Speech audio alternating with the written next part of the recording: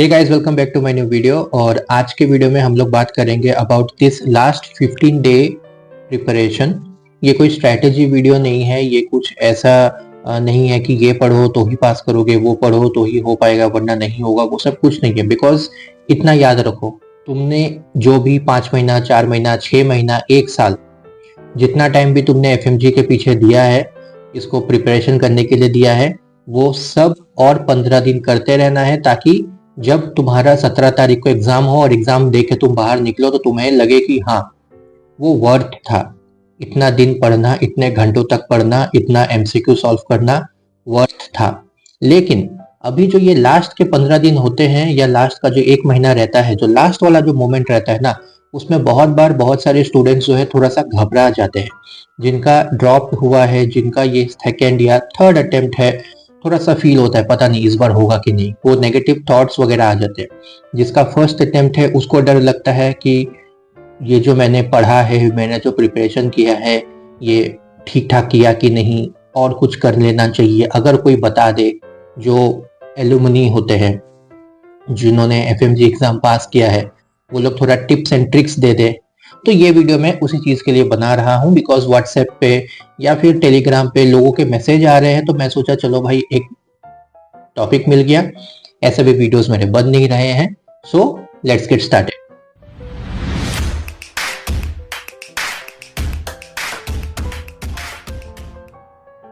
मैं बस एक ही चीज बोलूंगा, तुम लोगों को पढ़ाई बंद कर देना है। स्टॉप स्टडिंग, ये सबसे मेन चीज है। Stop studying and start preparing.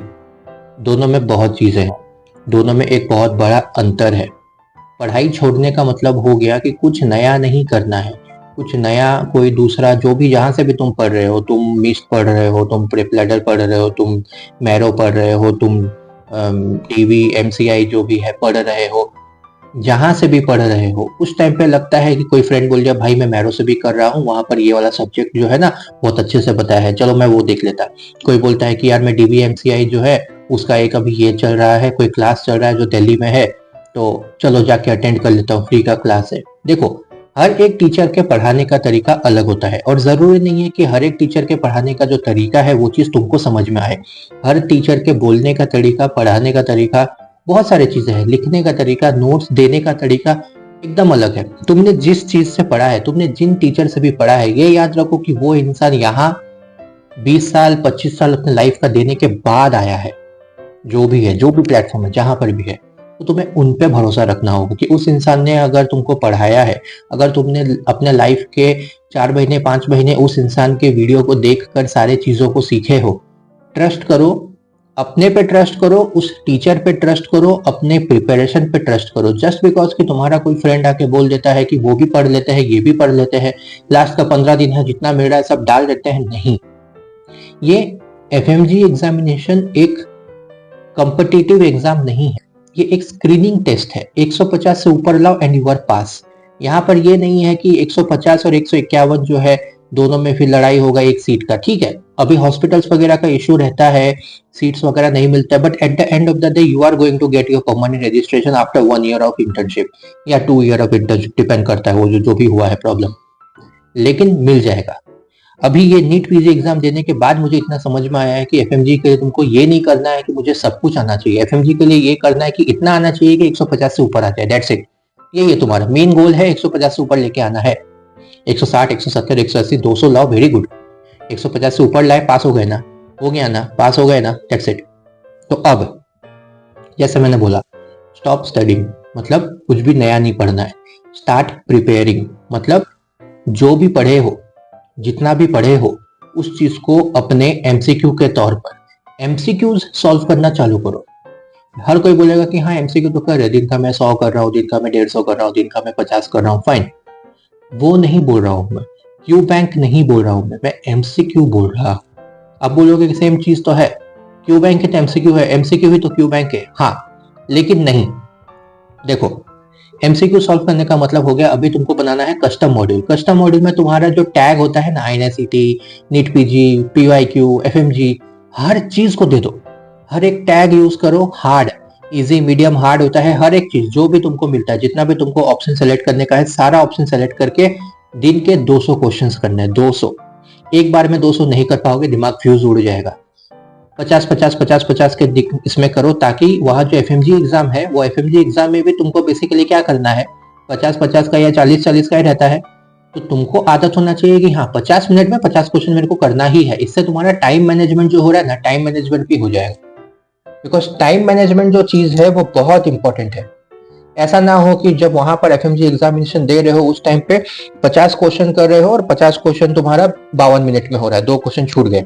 50 question तुम्हारा 40 मिनट में हो जा रहा है, फिर जो तुम्हारे पास 10 मिनट बच रहा है उसमें तुम पीछे जाकर जो क्वेश्चन के आंसर तुमने सेलेक्ट किए हैं, जिसमें तुम कंफ्यूज हो, उसमें और कंफ्यूज होकर सही क्वेश्चन को गलत क्लिक कर दिया।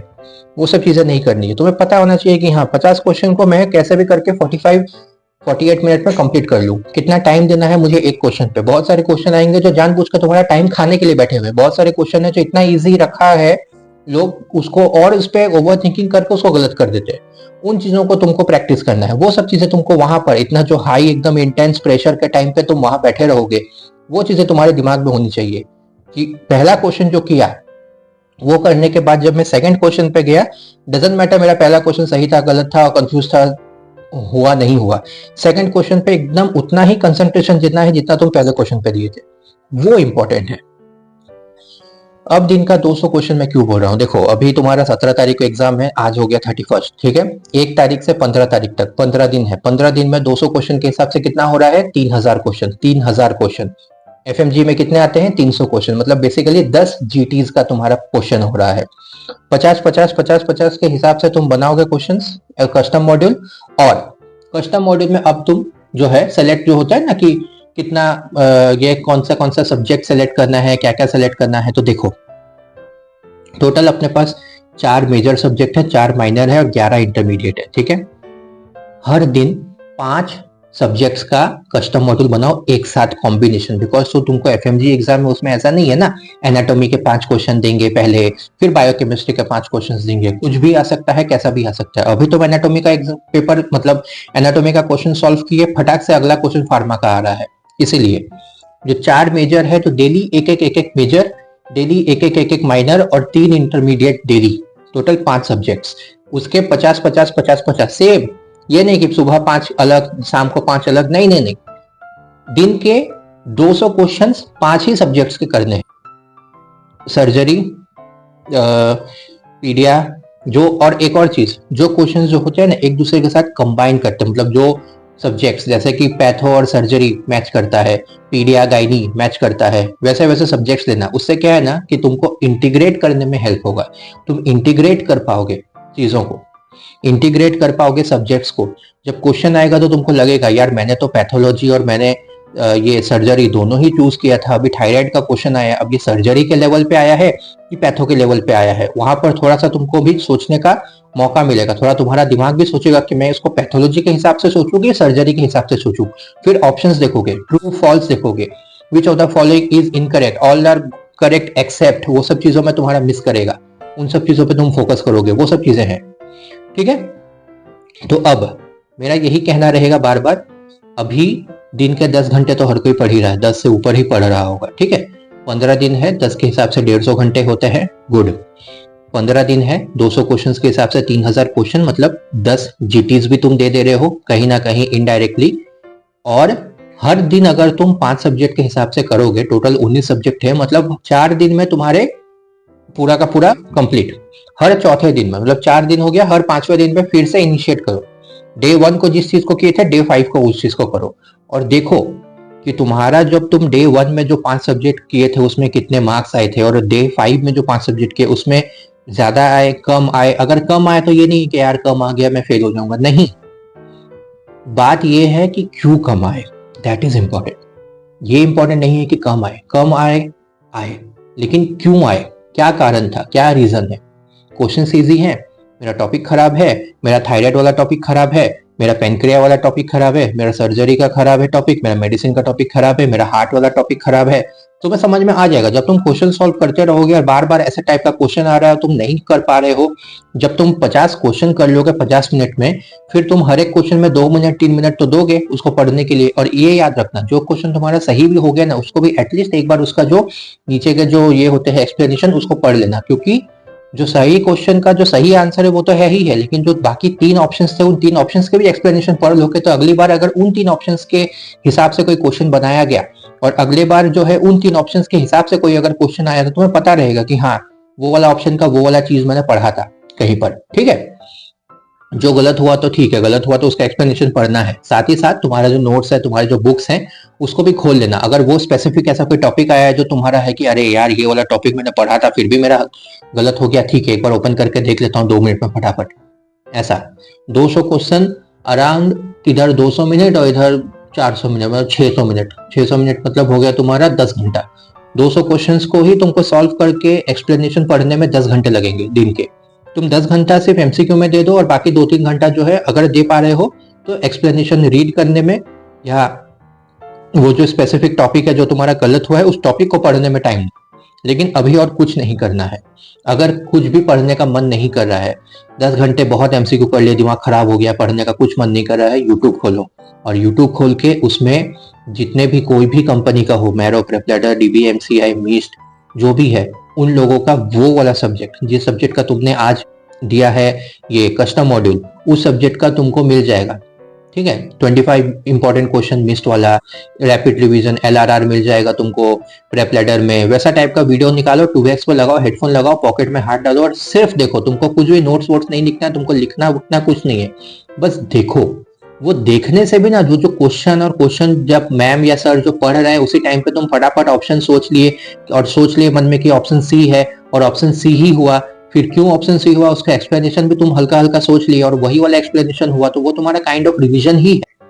वो भी एक रिवीजन ही हो रहा है। और वो वाले जो क्वेश्चंस होते हैं ना, जो भी टीचर जो है उसको लेते हैं, जो भी टीचर्स जो उन क्वेश्चंस को सॉल्व करके तुमको पढ़ाते हैं, वो बेसिकली मोस्टली 90% पीवाईक्यूज ही होते हैं। तो कहीं ना कहीं तुम्हारा पीवाईक्यू का ही रिवीजन हो रहा है, कहीं ना कहीं तुम पीवाईक्यू ही पढ़ रहे हो।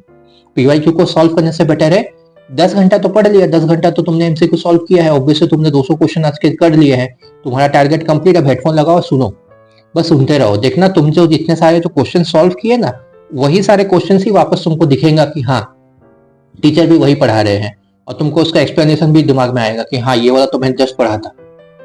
तो यही है। अभी 12 मिनट हो चुका है, ठीक है, ज्यादा लंबा टाइम नहीं लो रहा। और हैप्पी न्यू ईयर एवरीवन। इस वीडियो को मैं यहीं पर खत्म करता हूँ, ये मेरा आखिरी वीडियो है इस साल का। अब मिलते हैं अगले साल। So take care, goodbye, all the best. And हाँ, किसी को कुछ भी डाउट हो, कुछ भी अगर फील हो कि हाँ मुझसे नहीं हो रहा है, ये है वो है, तुम लोग कमेंट कर दो, इसी वीडियो के नीचे कमेंट करो, इस वीडियो को लाइक करो, इस वीडियो को मैक्सिमम से मैक्सिमम लोगों पे शेयर करो। और एक टेलीग्राम का ग्रुप है, उस ग्रुप को ज्वाइन करो, वहां पर भी तुम लोग मैसेज करोगे तो मैं, मेरे साथ बहुत सारे तुम्हारे ही सीनियर्स, मेरे कलीग्स वो लोग हैं, मेरे जूनियर्स, क्योंकि अभी जो भी एग्जाम दे रहा है वो मुझसे 2 साल छोटा है, तो तुमसे सीनियर लेकिन मेरे जूनियर्स, ऐसे टाइप का।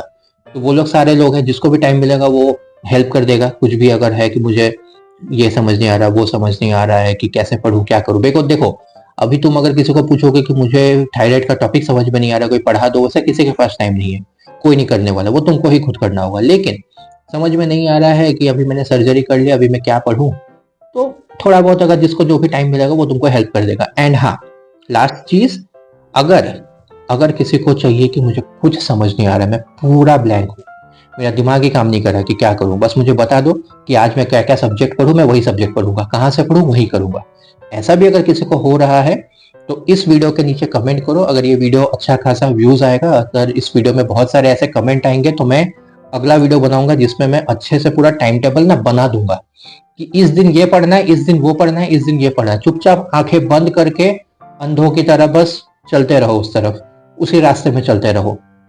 That's it. 15 दिन का पूरा टाइम टेबल, 15 दिन नहीं होगा, कम से कम 12 दिन का ही होगा, क्योंकि 1-2 दिन तो लगेगा टाइम मुझे भी। 12 दिन का भी अगर मैंने टाइम टेबल दे दिया, 12 दिन भी अगर तुमने 200 के हिसाब से 2400 क्वेश्चंस किए, बहुत है, बहुत है। खुद से तो पढ़ना ही है। अगर, क्योंकि बहुत सारे लोग होते हैं जिनको नहीं हो रहा है, या फिर एक होता है ना कि नहीं हो रहा है मुझसे, मुझे कोई बता दो आज सर्जरी, फिजियोलॉजी, पैथोलॉजी और ये करना है, मैं वही चुपचाप करके कर लूंगा, मेरा टारगेट खत्म। मुझे मत बताओ कि मुझे दिमाग में क्या करना है, मुझे बस बता दो ये करना है। अगर ऐसा भी कोई है ना, वो भी अगर इस वीडियो के नीचे कमेंट करेगा, टेलीग्राम पे मैसेज करेगा, मैं उसको बनाकर भेज दूंगा पर्सनली कि भाई ये इस तारीख को ये इतना इतना इतने बजे से इतने बजे तक करो, वो भी मैं बता दूंगा। ठीक है, सो आज के वीडियो के लिए इतना ही, एंड मैं आप लोग को मिलता हूँ किसी दूसरे वीडियो में। तब तक के लिए goodbye, take care and happy new year.